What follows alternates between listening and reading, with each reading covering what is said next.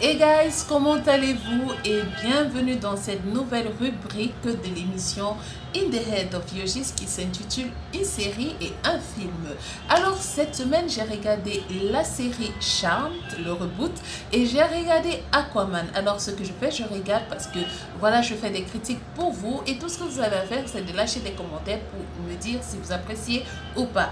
En attendant, je vous invite à vous asseoir parce que maintenant ça va commencer.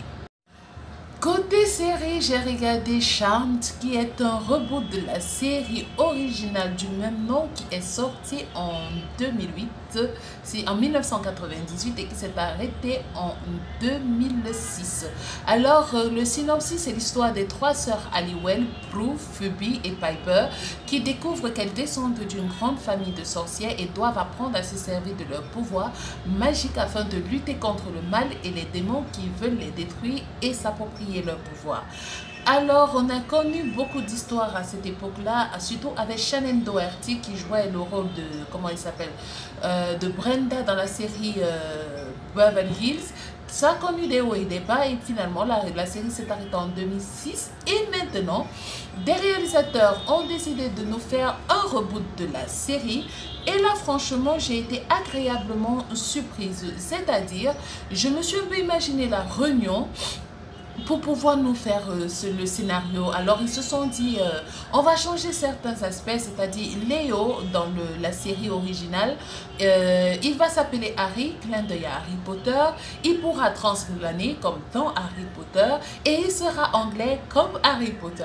Et après on se demande que font les jeunes de nos jours. Et bien ils sont beaucoup plus sur les réseaux sociaux, on nous aligne des messages genre SMS, Instagram, Facebook, Twitter. Après on se demande, on va faire un petit placement de produit quand même, on se demande c'est quoi la série qui fait fort en ce moment.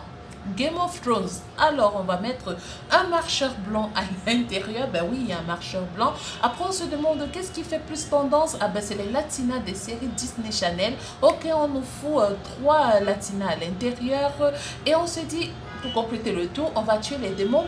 Comment? En utilisant du bicarbonate de soude avec du sel, comme dans quelle série Supernatural. Et on va rendre un peu plus dark, c'est-à-dire effet amphétamine, LCD avec plus de caféine. Et on va sortir la série genre Witches of East End et on ajoute quand même des préjugés de la cause LGBT, c'est-à-dire lesbienne, gay, bi and trans, qui est une campagne contre Trump. Et on se dit, on va trouver la série, voilà, c'est bon, on a la série, c'est bon, on peut la diffuser. Mais après, comme j'ai dit, pour ceux qui ont regardé la série originale, on se rend compte que le plus gros avantage de la série originale, c'était les sœurs, surtout avec Shannon Doherty.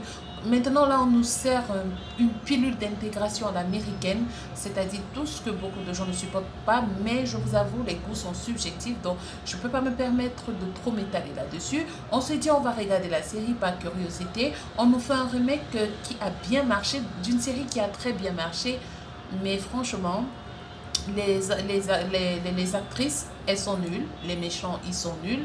Je pensais retrouver l'univers de la série. Ben non, le pire, c'est qu'il n'y a aucun élément de la première série. C'est vieux, c'est moche, c'est très mauvais. Les jeux d'acteurs, c'est pire. Le scénario, c'est abominable. C'est une série qui n'effacera en aucun cas les souvenirs de la version originale.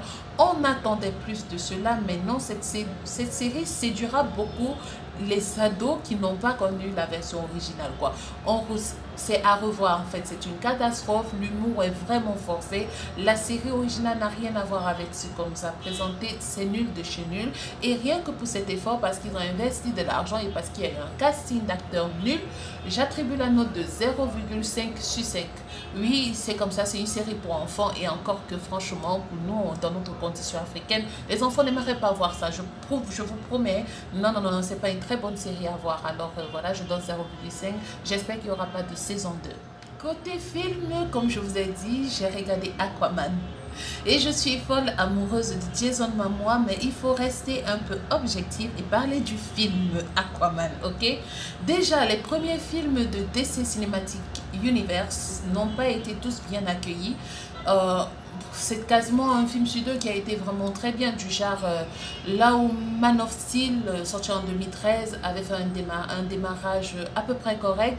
On a eu Wonder Woman en 2017 qui a quand même fait mieux, qui s'en est très bien sorti.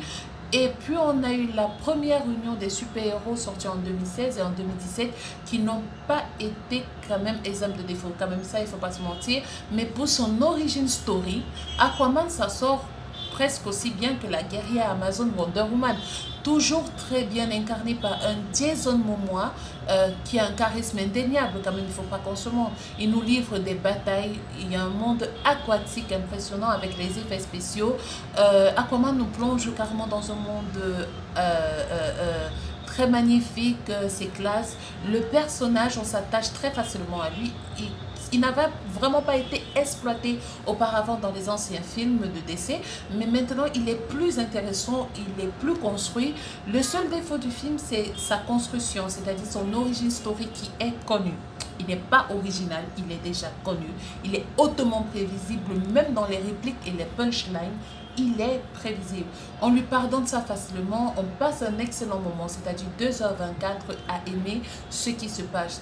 Et puis, c'est comme un plat terre et mer qu'on peut pas dans un restaurant. On vous met du poisson, on vous met du bon pot, une petite côtelette de porc. Oui, c'est savoureux, c'est visuellement dépaysant. Ça ouvre de l'appétit à la suite de l'univers de DC Comics. Et moi, j'ai méga kiffé. Ça a été une claque visuelle. J'avais pas vu ça depuis Ready Player One, qui est un film que j'ai pas beaucoup aimé, mais les effets spéciaux, il n'y avait rien à dire. Donc voilà, on se dit pour ma part, c'est bien les 15 premières minutes, ça démarre bien parce que je me dis, si tu regardes un film, c'est pour les 15 premières minutes quoi.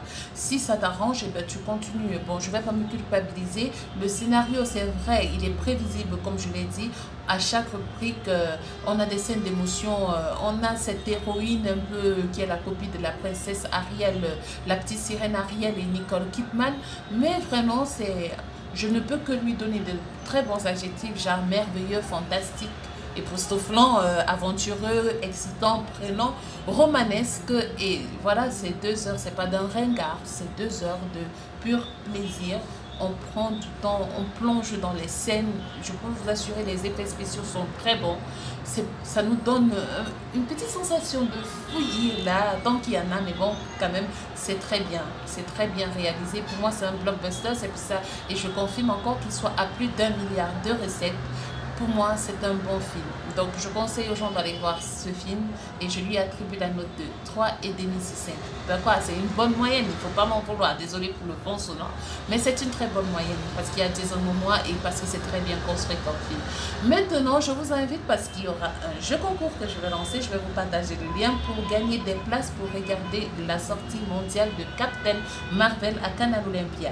Alors, tout ce que vous avez d'abord à faire en premier, c'est de vous abonner à la chaîne et maintenant vous lâchez un commentaire, vous partagez, vous likez, vous cliquez sur la petite cloche pour les notifications et bien sûr on se retrouve jeudi pour la nouvelle édition, le grand retour de l'émission d'actualité In the Head of Yoshi. Sur ce, restez fidèles à l'émission, je vous remercie pour tout ce que vous faites, on se retrouve très bientôt et je vous dis sayonara.